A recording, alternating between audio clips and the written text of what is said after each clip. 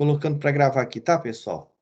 Então, só para voltar aqui a aula aqui, o computador é uma máquina capaz de fazer cômputos e ele também deve ser capaz de receber, armazenar e enviar dados, e efetuar alguns cálculos sobre esses dados. E o computador não é capaz de resolver todo e qualquer problema que exista, mesmo dentro da matemática.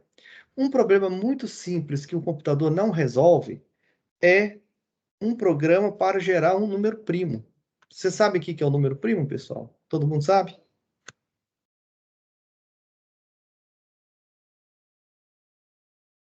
Pessoal, Carlos, me dê um exemplo de um número primo. Bom, gente, fala para mim um exemplo de um número primo. 11. Oi? 3. 3, 7, 13, 23, 27, né? Não existe ainda um modelo matemático capaz de gerar um número primo. Existe um modelo matemático que pode pegar um número e dizer se ele é primo ou não. Mas um número capaz de gerar um número primo não existe. E é um problema, é um tipo de representação que o homem já domina há uma certa quantidade de tempo, né? E se alguém achar que tem esse modelo, ele vale US$ 1 milhão, tá? São os problemas de US$ 1 milhão que são colocados lá por uma fundação nos Estados Unidos. Eles têm um grupo de problemas que não foram resolvidos ainda e pagam US$ 1 milhão para quem resolver esse problema. Então, de modo geral, podemos definir um computador como sendo qualquer máquina capaz de aceitar uma entrada estruturada, processá-las de acordo com a regra pré-estabelecida e produzir uma saída com os resultados deste processamento. Talvez essa seja uma definição melhor, tá? Nós temos geralmente nós temos a classificação, os computadores são classificados em dois tipos: o computador analógico e o computador digital. Hoje em dia, nós temos muito pouca coisa analógica, né? Nós estamos substituindo tudo por mecanismos digitais. Então, hoje é até difícil a gente falar assim, o que seria um exemplo de algo analógico. Vocês têm algum exemplo aí de algum equipamento analógico que serve para contar? Relógio de cozinha? Seu relógio de cozinha, será que ele é analógico? Você tem certeza? Geralmente ele é alimentado por pilha, não Ai, é? Maurílio, eu acho que aquele negócio de medir a água que a gente gasta é analógico, né? Ainda é verdade, o medidor de água, né? Isso. Porque na hora que passa lá, aciona aquela ventoinha e faz ela girar. Boa, foi bom esse exemplo aí. Porque o nosso relógio de parede também já não é mais analógico, né? Já é digital. Então, o medidor de água. Outro sistema de contagem analógico que nós temos são os dedos, né? Da mão. Ainda tem gente que faz conta usando os dedos, né? Então, assim, a gente tem muito pouco exemplo, né? Mas os equipamentos analógicos são aqueles que utilizavam de instrumentos mecânicos para fazerem as medidas. O que é mais comum hoje são os digitais. Os equipamentos digitais, eles usam de componentes eletroeletrônicos para poder fazer essa medida, tá? E aí a gente tem os nossos relógios, nossas calculadoras, né? O próprio computador, a bomba de combustível. São tudo equipamentos hoje. Maurílio, Sim. o Vitor comentou que se a antena é analógica, mas no caso não é o sinal dela que seria analógico?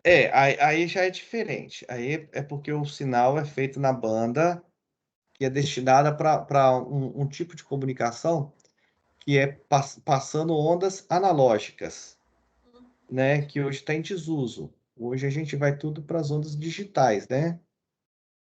Então, a antena em si é um equipamento analógico, né? Mas aí ele não faz contagem, né? E o sinal que chega hoje para a gente de televisão, ele é todo digitalizado já, né?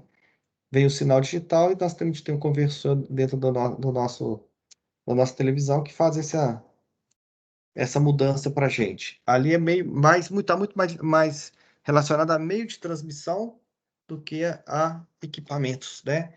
Equipamentos que fazem contagem. O nosso liquidificador ele ainda é analógico, né? Ainda que você possa ter os painéis de controle sendo digitais. Muito que bem. Então, daqui para frente, nós só vamos nos referir a computadores digitais, tá? Todo estudo daqui para frente é digital, nós não vamos estudar nada do analógico. Antigamente, né, a gente dava o exemplo do ábaco, a máquina de Babbage, a máquina de Pascal, aquelas calculadoras de mesa, mas isso hoje já se perdeu muito na memória, já é até difícil de dar esse tipo de exemplo, né? Porque não faz mais parte do nosso cotidiano. Há, há muito tempo atrás, até a loteria era marcada de forma analógica, né? Hoje já não é mais. Então, quando a gente pergunta o que é um computador, eu já estou falando mais, eu estou falando mesmo do computador digital. E, de modo muito amplo, podemos dizer que o computador é dividido em duas partes, hardware e software. Então, eu posso dizer que o computador digital é um equipamento feito com componentes eletroeletrônicos, que é dividido em duas partes, hardware e software. E aí nós temos que entender um pouquinho o que é isso, o que é aquilo, né?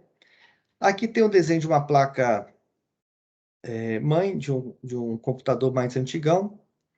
Esses mais antigos é melhor para a gente visualizar porque as peças são bem destacadas, né? Os computadores atuais eles já começam a ter muitas peças, muitos processadores auxiliares, a gente tem uma certa dificuldade de encontrar as partes. Então, didaticamente, essas placas mais antigas são melhores.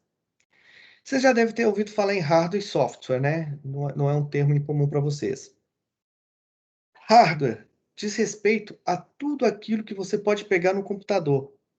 Então, é a parte concreta. Quando você pega num componente, nós vamos falar de componente daqui a pouco, quando você pega é, no monitor, na sua torre, então todas as partes que compõem o computador, mas que você pode de alguma forma acessar fisicamente, aquilo é um hardware, tá? Nós não vamos estudar hardware, tá, pessoal? Que não é ideia aqui do curso. Eu vou dar uma passada, vou dar uma pincelada, mas quem quiser estudar hardware vai ter de esperar um pouquinho para ir lá no curso superior para ter as disciplinas de arquitetura de computadores. Aqui no nosso curso técnico, ele é focado totalmente na parte de software. E o que é software? Software diz respeito ao que você não pode tocar, mas está ali no computador. E a maior parte disso são os seus programas, né? Os nossos programas acompanham aquilo que a gente chama de software. Pode fazer a pergunta, Enzo. Vocês não estão tendo acesso ao microfone, não, pessoal?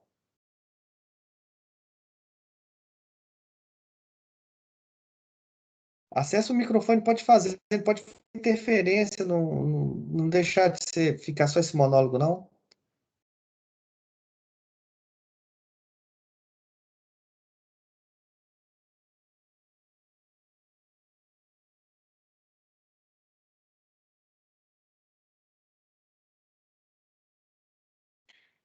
Então, quando você fala em SSD, você já está falando em tecnologia de gravação de dados, né?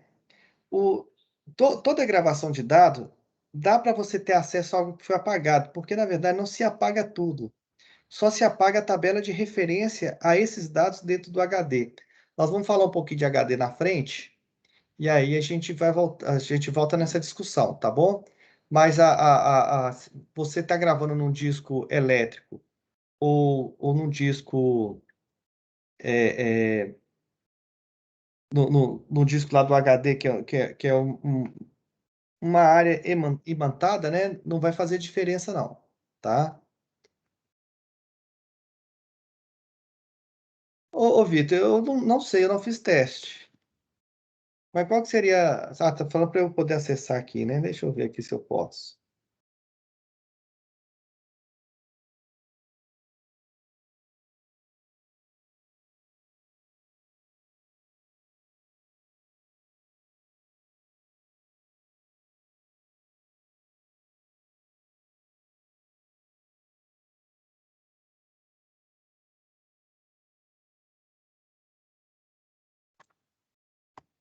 Estou me admitindo.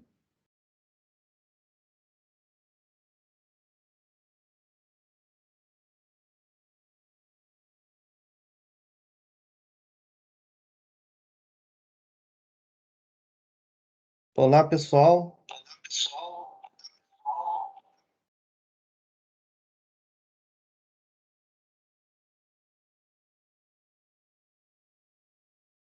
Tá dando eco, né?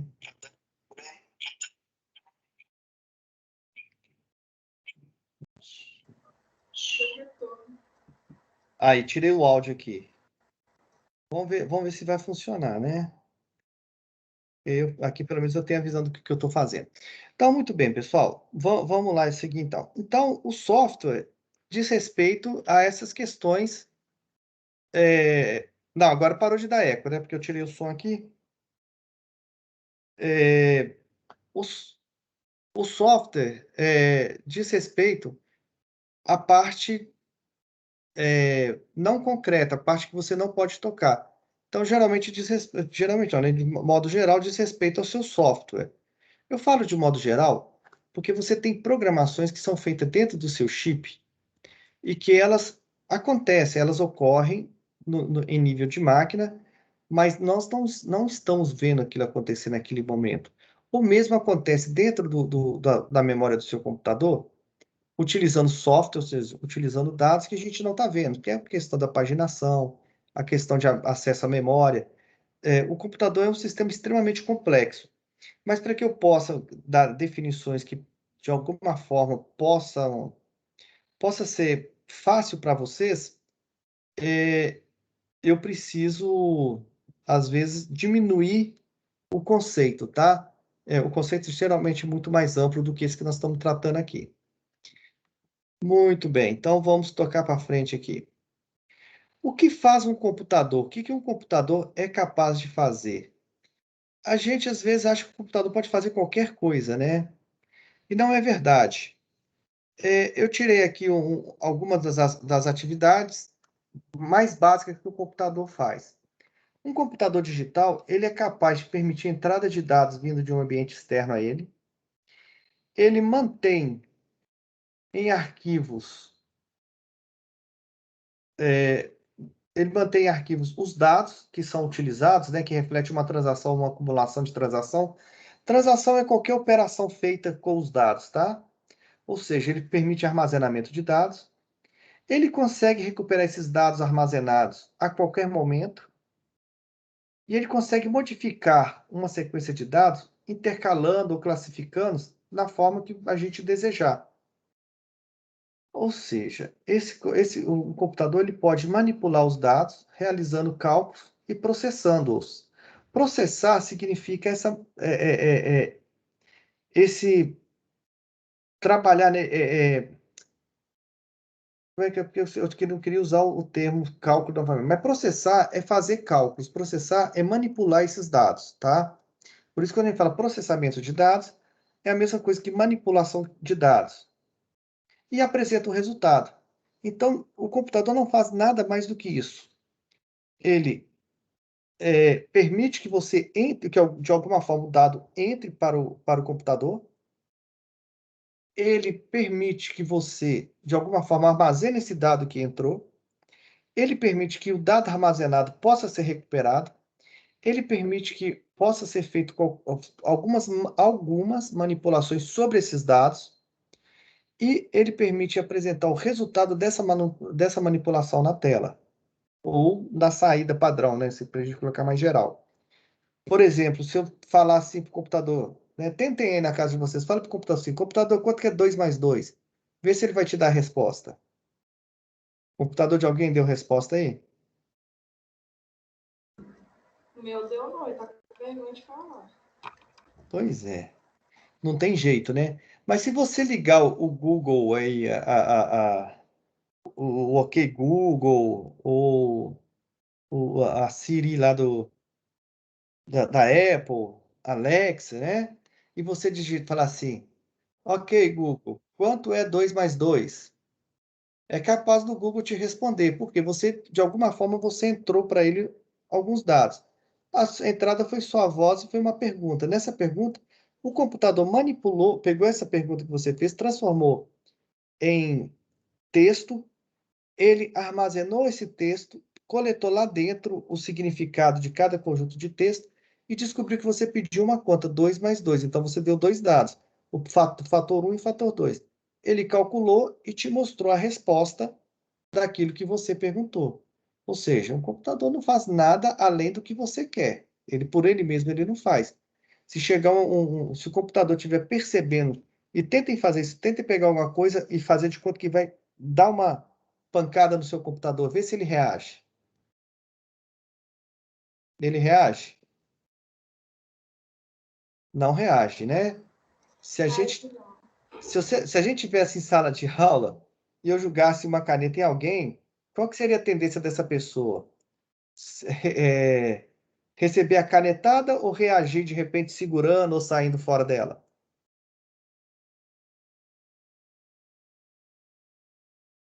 Qual que seria a reação? Né? A reação de uma pessoa que pode perceber o ambiente a qual ela está dentro é bem diferente de uma máquina que só pode reagir àquilo que for passada para ela. E só por esse conceito, a gente já vê a limitação do computador. Ele não permite, não é capaz de fazer muita coisa, né?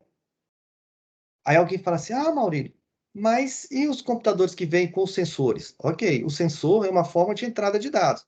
E ele também só reage aos dados que o sensor captura. Se você tiver uma forma de pegar algo que o sensor não captura, você consegue burlar o sistema, né? Ele não aprende a fazer coisas que ele não sabe. Alguém fala assim, ah, mas a inteligência artificial não é aprendizado? Sim, é aprendizado dentro daquele conjunto de dados que é passado para o computador. Se você passar um punhado de informação sobre a Covid, sobre a forma, sei lá, vamos pegar, se você passar um punhado de informação sobre o DNA, e era a expectativa, né? Que quando mapa o DNA, encontraria soluções e cura para diversas doenças. Ora, o computador foi capaz de manipular os dados que foram passados e aprender com aquelas situações que lhe foram passadas. Ele não aprende com uma situação nova, se essa situação não for passada para ela, né? O Deep Blue lá, quando jogou com os grandes mestres do xadrez, ele ganhou porque ele tinha milhões de possibilidades de jogos de xadrez guardado. Mas é que os camaradas fizeram, criaram possibilidades diferentes que o Deep Blue não conhecia. Porém, o que acontece é que o Deep Blue, vendo aquele novo jogada, ele tem capacidade de armazenar aquela nova jogada. Então, na próxima vez, não vai funcionar aquela mesma jogada. Então, dá para se colocar níveis de inteligência, mas não é inteligência humana, não é inteligência que nós temos no nosso conceito do nosso dia a dia, da nossa vivência, tá? Então, de modo geral, o computador só permite fazer essas funções que estão aqui colocadas. Eu pus aqui a foto para vocês do ENIAC e faço uma citação ao Dr. Malkley, que é um dos criadores do computador, né? Eu costumo colocar um pouco de biografia nas, nas minhas apresentações, em todas as aulas que eu dou, mesmo nas outras disciplinas, para que a gente possa conhecer um pouquinho da filosofia do processo criativo, do processo que se fez chegar àquele equipamento, né? Hoje é tão comum você ter um celular na mão, mas a gente não sabe como é que essa história começou, quem que começou. Computação, então, né, muita gente acredita que foi Steve Jobs e lá da Microsoft lá que criaram o computador e que fez esse mundão todo da computação, né? e não fez, né? Teve muita gente antes do Jobs, antes do Bill Gates, que fizeram o mundo da computação acontecer. Um desses é uma história interessante, né? A história do Malp e do Eckert, que criaram o ENIAC, e eles já tinham muito tempo que estavam tentando propor a criação de um computador eletroeletrônico, e as ideias dele nunca eram recebidas nas universidades. Até que em 42, durante a Segunda Guerra, né, a, um militar assistiu uma palestra deles e os convidaram para trabalhar no projeto PX. O projeto PX é o projeto da construção da bomba atômica, né? E eles fizeram o computador para ajudar nos cálculos da bomba atômica. As guerras, elas são são um campo de muita fertilidade tecnológica, né? Então, esse momento da guerra, ele foi muito importante para a criação do computador. Ah, o primeiro computador, o ENIAC, podia resolver problemas que antes eram insolúveis. Ele era cerca de 1000 vezes mais rápido que a tecnologia mais rápida existente. Podia somar 5.000 números ou fazer 357 multiplicações de 10 dígitos em 1 segundo. Veja bem quantos cálculos o computador hoje pode fazer, né? Hoje faz milhões, né? Em menos de 1 segundo, né? Se a resposta for em 1 segundo, a gente não vai gostar, né?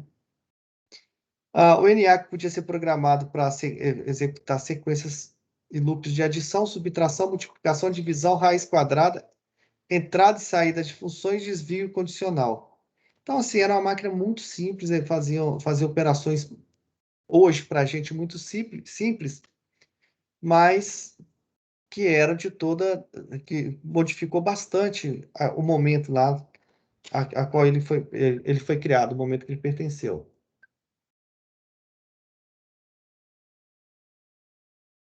Então, depois vocês dão uma lidinha aqui, e eu deixo a historinha, deixo aqui também um pouquinho do Eckert, né? Eu não vou ficar muito nisso aqui, não, porque senão eu começo a viajar demais e a gente deixa para trás o interessante. O interessante é, onde eu preciso de um computador? Em qualquer lugar, né? A gente vê se tem essa expectativa que um computador Desculpa aí, Vitor, eu não tinha visto. Vitor perguntou se ele só aprende o que foi aprendido por alguém. Ele só aprende aquilo que a gente consegue modelar e colocar dentro dele de alguma forma. Essa forma é um algoritmo, né? Tudo aquilo que for algoritmizável, ele é capaz de fazer. Agora, às vezes, uma pessoa consegue aprender coisas que o computador não sabe, não consegue fazer, porque a gente não consegue algoritmizar aquilo que foi aprendido. Então, né, o conceito ainda é mais restrito. Maurício, Pois não. o computador é como se ele fosse capaz de realizar tarefas e processar dados já pré-definidos anteriormente? Se esse pré-definido anteriormente que forem de alguma forma fornecido a ele o modo de resolução, sim. É isso, nesse caso. Então, nós temos de explicar para o computador como que pode ser feito. E outra, aquilo só vai poder ser feito daquela forma. E esse é o conceito de algoritmo, né? O algoritmo ele vai vir para isso, para a gente criar para o computador uma forma de se resolver um modelo. E é muito mais restrito, porque a gente só trabalha com modelo matemático. Então, só algo que pode ser modelado matematicamente. Se não for modelado matematicamente, a gente não consegue levar para dentro do computador.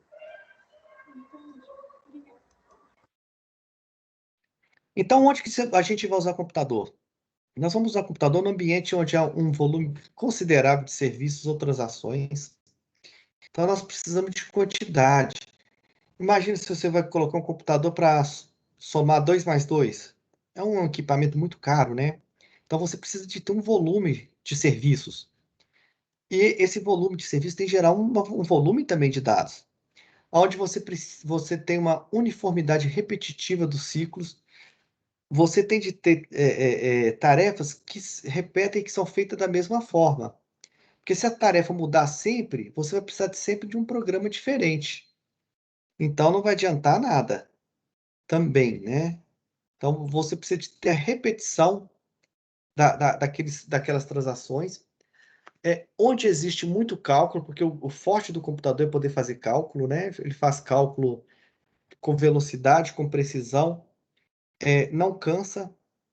O ser humano, ele tem uma incapacidade muito grande de fazer cálculo. Vocês concordam comigo ou não? Se vocês acham que o homem tem uma capacidade muito grande de fazer cálculo.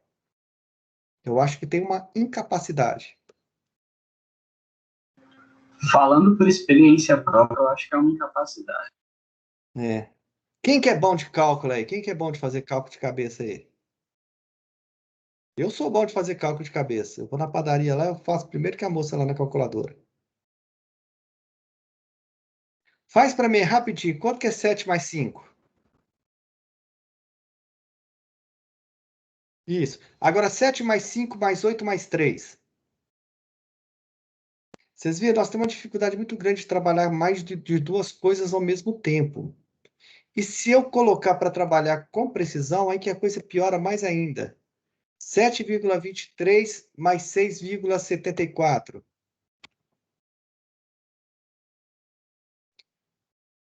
E o computador, sua calculadora, faz essas contas, assim, extremamente rápida, né? Ó, eu vou fazer para vocês. Às vezes vocês ficam achando que a coisa né? Mesmo de duas, com dois valores, às vezes a gente se estrepa. Você quer ver? Quanto que é 8 vezes 6? Olha o tempo que você gasta para pensar 8 vezes 6. Opa, opa. Aí começou a sair aí os valores. Né? A gente gasta um tempo, por quê? Porque é uma quantidade que vai fora do usual. As quantidades até 3, até 4, a gente é rapidão. 5 também, porque 5 é 0, né? Mas quando trabalham com quantidades maiores, a gente fica perdidão, né? Se você falar assim, 58 vezes 8, pronto, aí já é o fim do mundo para a gente, né? Tá? Então, o computador não tem esse problema. Ele faz esses cálculos de forma muito rápida. E você também precisa do computador num ambiente onde você precisa de precisão e confiabilidade nos cálculos realizados. A capacidade de precisão numérica de um computador, ela é infinitamente maior do que a capacidade do homem, né? E, naturalmente, onde há... Não é? Pode ser 64, que bobagem, né? Como eu também não fiz a conta, eu não sei a resposta, né? E onde há necessidade de resposta rápida, tá? Porque o computador também ele é rápido na resposta. Ele demora muito menos do que o homem. Se você não atender a esses 5 quesitos, você fatalmente não precisa de um computador naquele ambiente, tá? Às vezes você está comprando uma máquina cara para um ambiente que não vai ser muito bem utilizado.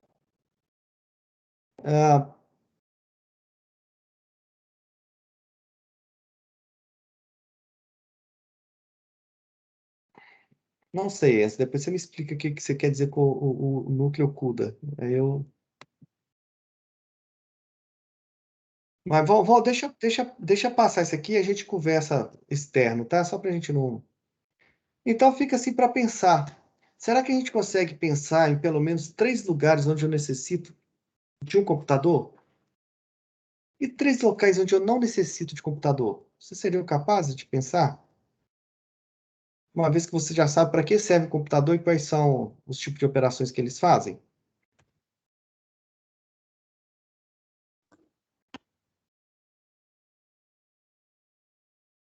Ok, até aí, pessoal. Alguma dúvida? Não fui rápido demais? Tá, GPU é para fazer processamento gráfico, tá? Graphic Processor Unit. Então, é para isso que serve. Cada núcleo vai poder trabalhar com uma thread separada. Aqui que é thread? São um trecho do código, um trecho do algoritmo, ou um trecho do programa de maneira separada. Então, isso na verdade, você tem vários processadores em comum. Sim, dependendo do processamento que vai precisar de fazer, precisa de um processamento de altíssima quantidade de valores, você tem que colocar mais processadores, tá?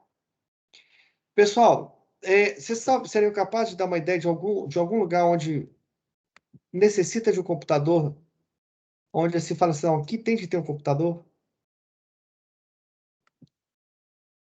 Um banco, né? Fazer as transações bancárias é impossível fazer isso na mão. Um supermercado, eu questiono. Qual que é o tamanho do supermercado? Será que uma pessoa que tem uma barraquinha no ponto no ponto lá de ônibus lá, ele precisa de um computador? Talvez o computador vai ser mais caro que todo o estoque dele, né? Mas Então, aí não é um supermercado, né, professor? tá, se você está falando, então, grandes redes de supermercado. É porque eu vejo supermercado, para mim, é sempre um lugar de comprar, né? Tá bom, mas um supermercado no sentido assim, uma rede grande, com um estoque muito grande, né? Ali seria a antiga vendinha, né? Na vendinha, talvez não precisasse. Então, vocês vão fazer esse exercício aí, tá? De 3 lugares que precisam e 3 lugares onde não precisam, tá bom? Puxa vida, nossa aula já está acabando, hein? O trem passa rápido demais. Então, tá bom, pessoal. Na aula que vem, a gente vai dar sequência a esse estudo nosso aqui, tá bom? Porque não,